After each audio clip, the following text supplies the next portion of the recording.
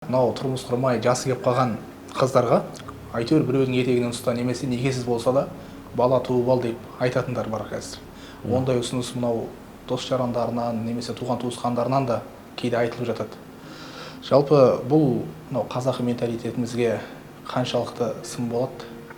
Енді өте ауыр сөз ғой. Тіпті осы бір пікірлерді қоғамда үлкен орны бар. Жұрт сөзін тыңдап жүрген азамат ағаларымыз да айтты, ойнас қылды, бала тап деген, бірдеңе қыл деген деп, енді ат жөнін айтып деп айтпай-ақ қояйын. Бірақ бұл қазақтың болмысында болмаған дүние.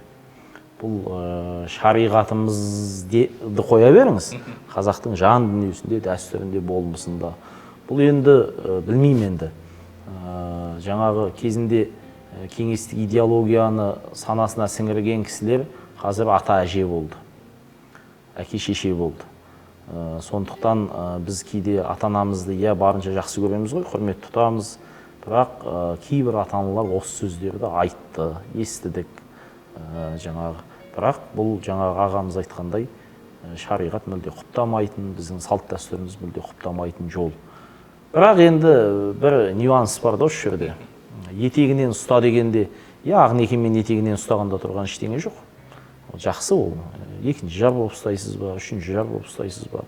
Бірақ қоғам өре түре келіп, жаңағыдай екінші, үшінші жар болып етегінен ұстауға қарсы болуы мүмкін. Бірақ ойнастан бала тауып алуға қайтеден бола береді ғой енді дейтін адамдар бар да. Құдай сақтасын. Некесіз бала табуға қарсы емес. Бірақ некелі біреудің жаңағы жары болуына қарсы адамдар легі бар. Бұл енді кейде ол адамдарды айыптауға хақымыз жоқ шығар. Бәлкім олардың өмірінде, тағдырында қандай ауыртпалықтарға түскенін білмейтін шығармыз.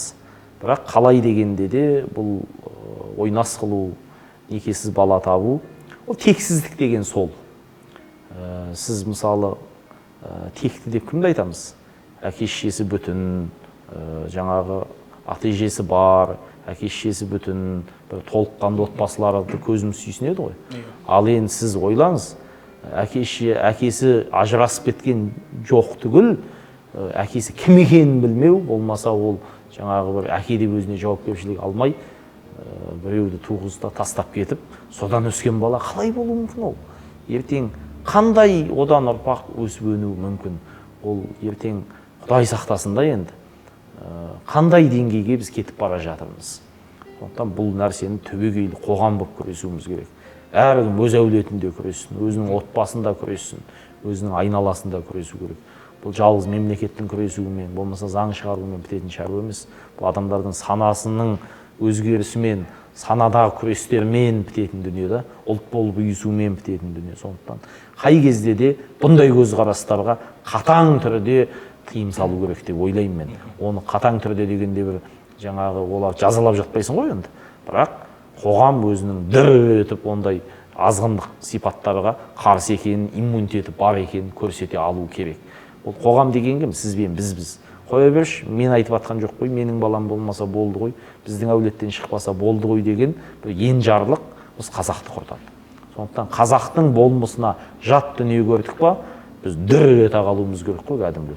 Қасқыр жаңағы несін жонын көтергендей, жалын күжірейткендей дір ете қалуымыз керек. Бірақ соңғы кездері осы біздің селқостығымыз, енжарлығымыз күшейіп кетті. Қандай қазаққа жат дүниелер болса да, онша бір қоя берші деп жаңағы қолды бір сілтеуге бейім болдық. Осы нәрсе біздің түбімізге жетуі мүмкін. Сондықтан біз бұндай істерді көрсек, сөзіміз жетсе, сөзіміз жеткен жерге дейін, аяғымыз жеткен жерге дейін, қолымыз жеткен жерге дейін бұндай азғындықтармен күресуге тиіспіз деп ойлаймын. Әр қазақтың баласы міндет деп ойлаймын.